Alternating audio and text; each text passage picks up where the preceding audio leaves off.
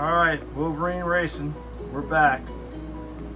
Give you all a quick update. I've kind of been down and out for a little while, had a little minor surgery done. Everything came out good, but I haven't made a video in a little bit. So where we stand right now, sent the converter to FTI because Timmy was having trouble hitting the tree. The car was not acting right. FTI did not think there was anything wrong with the converter. Had him make a slight stall change in the converter. Sent it back to us, put it in the car.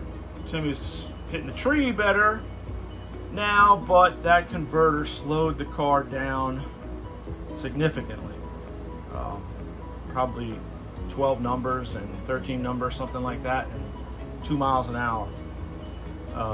So we went from running like 612 normally at 109 to 624. Not good. So FTI is building us a new converter. They're going to send it to us. It's on its way right now, actually. We are going to put it in the car, and if it does what we hope it'll do, then I will ship them back the one that's in the car, and they will restyle it exactly like the one they're sending us now. So the hope is we pick up a little ET in mile an hour and it still stays consistent and Timmy can still hit the tree with it. Up front, put a new intake manifold on the car. That is a Trick Flow Type R, I believe they call it. This car's never really had, or this motor's never really had a large intake runner manifold on it, what I would consider large, something for 220, 230 cc cylinder heads. This intake is supposed to be that. It has not been touched. It's right out the box, so we'll see what it does. Previously I had a Holly, which, while it's not a bad intake manifold, it doesn't have what I would consider the large ports or large runners for a large cubic inch small block. So we'll see if the intake does us any good. Went back to the old AED carburetor. Did a few things to it, put it back on the car. I'm not touching the carburetor anymore. Hopefully at some point we'll get our E85 carburetor. Until then, that carburetor staying on the car. I'm not making any changes to it. Done with carburetors. IPS is looking good. Came back from paint. Didn't have the whole car painted, and I didn't have it show quality done at all, but George, thank you George, sanded down the entire back half of the car and sprayed it. In fact, I'll take you out there in a minute and show you what it looks like. But we had several issues at the track last time. Relay on our ARC relay board overheated and melted.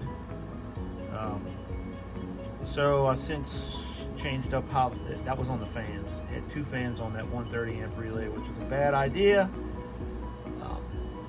So now each fan is on its own relay. That relay, when I put the new board in there, will control the 2 relays for each fan.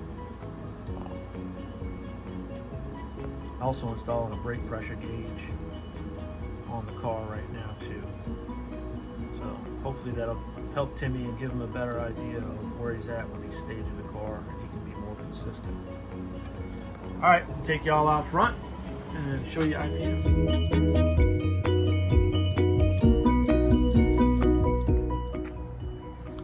All right, you can see IPS. She's all one color now. That is the original color of the car, brown metallic. George did an excellent job. I did not ask him to do a show quality paint job on this thing. I asked him to sand down the back half of the car from the rear portion of the front doors back to the back bumper and spray it, just to make it all one color. And he did a really good job for what I asked him to do. There was a little rust spot at the bottom of each quarter panel. Those are gone. Thank you again, George. He sanded the roof and reshot it with clear, which it needed it very badly. The clear was peeling off the roof. So it looks, to me, it looks 1,000 times better. By no means a show quality paint job, but definitely a very good drawer quality paint job. Eventually we'll get the front half done, the two fenders and the nose. Obviously the nose does not match how the car is painted. There's black stripes that at some point somebody put on the nose. I think that's painted on. I don't think that's stickers, but it's something I'm going to check out, because I may be able to get that off. We've been spending some time in IPS, driving it around. My wife wanted to go to the lakefront for Mother's Day, so we took a ride, and she enjoyed it very much. And I will post one of those videos in this video at the end, so you can see us cruising around. Lakefront was pretty packed. I was impressed. Kind of brought me back to the early 80s when we used to cruise the lakefront all the time. But IPS is doing well. Have not swapped motors yet, but that's coming soon. All right, y'all. Have a great day. Wolverine out.